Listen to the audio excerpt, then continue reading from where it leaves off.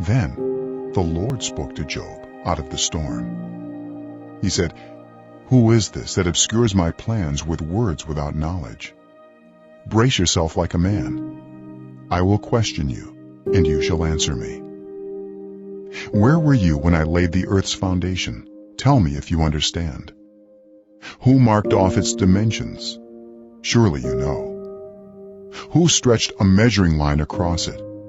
On what were its footings set, or who laid its cornerstone, while the morning stars sang together and all the angels shouted for joy?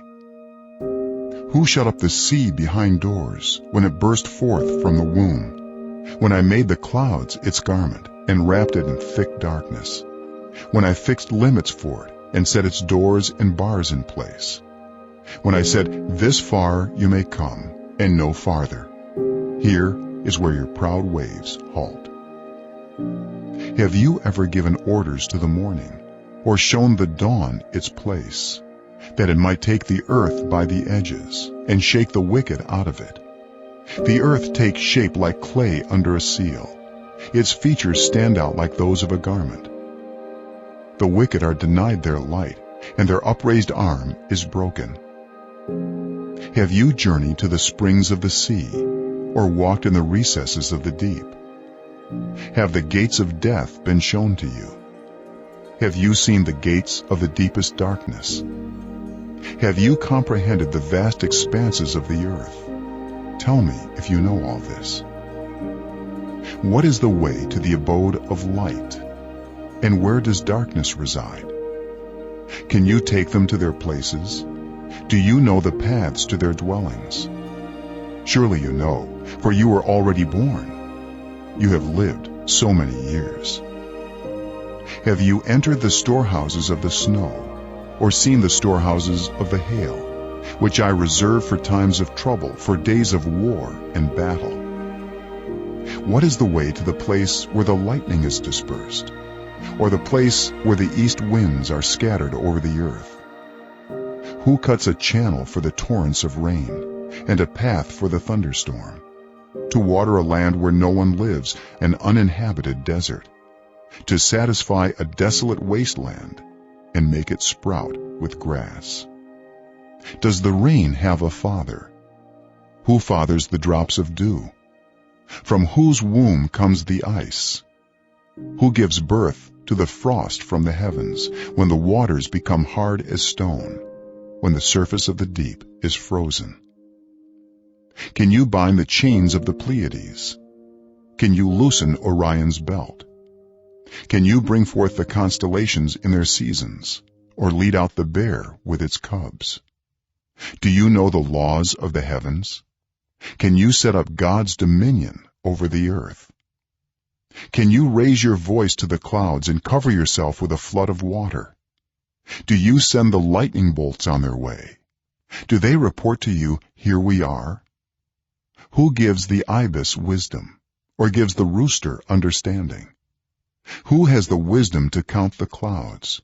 Who can tip over the water jars of the heavens when the dust becomes hard and the clods of earth stick together? Do you hunt the prey for the lioness, and satisfy the hunger of the lions, when they crouch in their dens or lie in wait in a thicket? Who provides food for the raven, when its young cry out to God and wander about for lack of food? Chapter 39. Do you know when the mountain goats give birth? Do you watch when the doe bears her fawn? Do you count the months till they bear? Do you know the time they give birth? They crouch down and bring forth their young. Their labor pains are ended. Their young thrive and grow strong in the wilds. They leave and do not return. Who let the wild donkey go free? Who untied its ropes?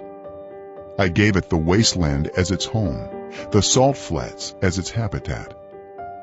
It laughs at the commotion in the town. It does not hear a driver's shout. It ranges the hills for its pasture and searches for any green thing. Will the wild ox consent to serve you? Will it stay by your manger at night? Can you hold it to the furrow with a harness? will it till the valleys behind you? Will you rely on it for its great strength? Will you leave your heavy work to it? Can you trust it to haul your grain and bring it to your threshing floor? The wings of the ostrich flap joyfully, though they cannot compare with the wings and feathers of the stork. She lays her eggs on the ground and lets them warm in the sand, unmindful that a foot may crush them, that some wild animal may trample them. She treats her young harshly, as if they were not hers. She cares not that her labor was in vain. For God did not endow her with wisdom, or give her a share of good sense. Yet when she spreads her feathers to run, she laughs at horse and rider. Do you give the horse its strength, or clothe its neck with a flowing mane? Do you make it leap like a locust, striking terror with its proud snorting? It paws fiercely, rejoicing in its strength, and charges into the fray. It laughs at fear, afraid of nothing. It does not shy away from the sword. The quiver rattles against its side, along with the flashing spear and lance. In frenzied excitement, it eats up the ground. It cannot stand still when the trumpet sounds. At the blast of the trumpet, it snorts, "Aha!" It catches the scent of battle from afar, the shout of commanders and the battle cry. Does the hawk take flight by your wisdom and spread its wings toward the south? Does the eagle soar at your command and build its nest on high? It dwells on a cliff and stays there at night. A rocky crag is its stronghold. From there it looks for food. Its eyes detect it from afar. Its young ones feast on blood. And where the slain are, there it is. Chapter 40. The Lord said to Job, "Will the one who contends with the Almighty correct him? Let him who accuses God answer him." Then Job answered the Lord, "I am unworthy. How can I reply to you? I put my hand over my mouth. I spoke once, but I have no answer, twice, but I will say no more." Then the Lord spoke to Job out of the storm. "Brace yourself like a man. I will question you, and you shall answer me. Would you discredit my justice? Would you condemn me to justify yourself? Do you have an arm like God's, and can your voice thunder like his? Then adorn yourself with glory and splendor, and clothe yourself in honor and majesty. Unleash the fury of your wrath. Look at all who are proud and bring them low. Look at all who are proud and humble them. Crush the wicked where they stand. Bury them all in the dust together. Shroud their faces in the grave. Then I myself will admit to you that your own right hand can save you. Look at Behemoth, which I made along with you, and which feeds on grass like an ox. What strength it has in its loins, what power in the muscles of its belly. Its tail sways like a cedar, the sinews of its thighs are close knit. Its bones are tubes of bronze, its limbs like rods of iron. It ranks first among the works of God, yet its maker can approach it with his sword. The hills bring it their produce, and all the wild animals play nearby. Under the lotus plants it lies, hidden among the reeds in the marsh. The lotuses conceal it in their shadow. The poplars by the stream surround it. A raging river does not alarm it. It is secure, though the Jordan should surge against its mouth. Can anyone capture it by the eyes, or trap it and pierce its nose? Chapter 41. Can you pull in Leviathan with a fishhook, or tie down its tongue with a rope? Can you put a cord through its nose, or pierce its jaw with a hook? Will it keep begging you for mercy? Will it speak to you with gentle words? Will it make an agreement with you for you to take it as your slave for life? Can you make a pet of it like a bird, or put it on a leash for the young women in your house? Will traders barter for it? Will they divide it among the merchants? Can you fill its hide with harpoons, or its head with fishing spears? If you lay a hand on it, you will remember the struggle and never do it again. Any hope of subduing it is false. The mere sight of it is overpowering.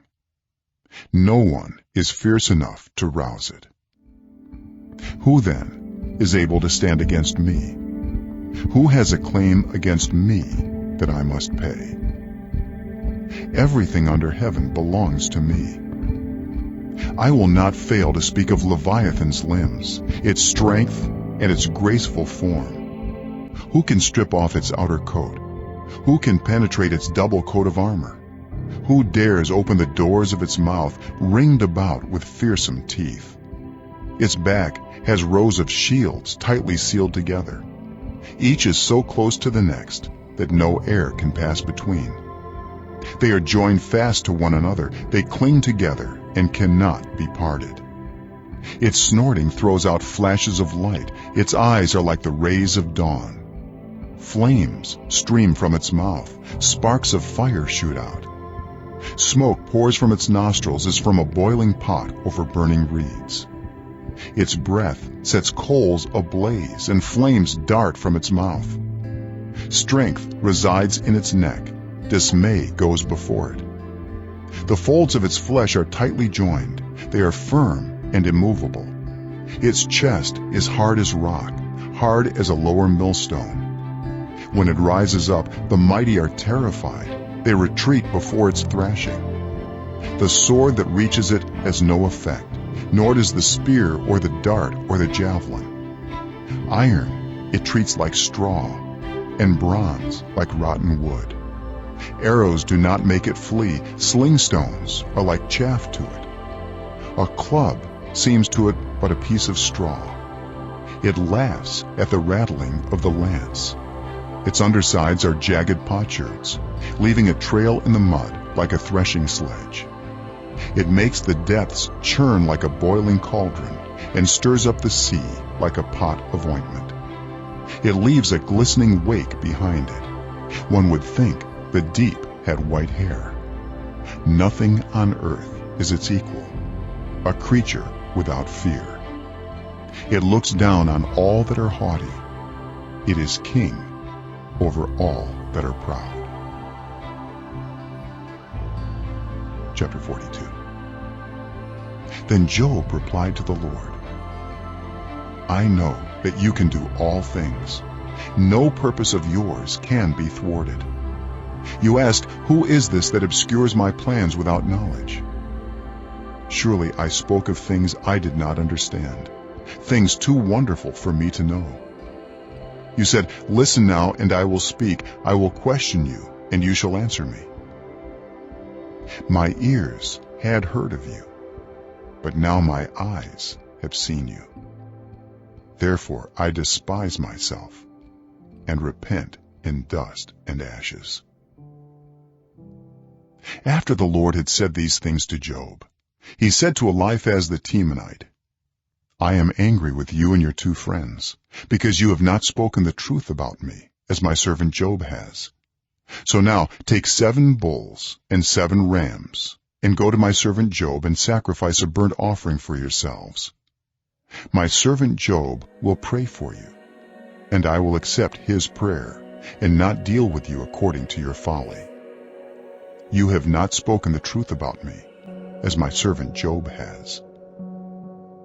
So Eliphaz the Temanite, Bildad the Shuhite, and Zophar the Naamathite did what the Lord told them, and the Lord accepted Job's prayer. After Job had prayed for his friends, the Lord restored his fortunes and gave him twice as much as he had before. All his brothers and sisters and everyone who had known him before came and ate with him in his house. They comforted and consoled him over all the trouble the Lord had brought on him. And each one gave him a piece of silver and a gold ring. The Lord blessed the latter part of Job's life more than the former part. He had 14,000 sheep, 6,000 camels, 1,000 yoke of oxen, and 1,000 donkeys. And he also had 7 sons and 3 daughters. The first daughter he named Jemimah, the second Keziah, and the third Keren-Happuch. Nowhere in all the land were there found women as beautiful as Job's daughters. And their father granted them an inheritance along with their brothers. After this, Job lived 140 years.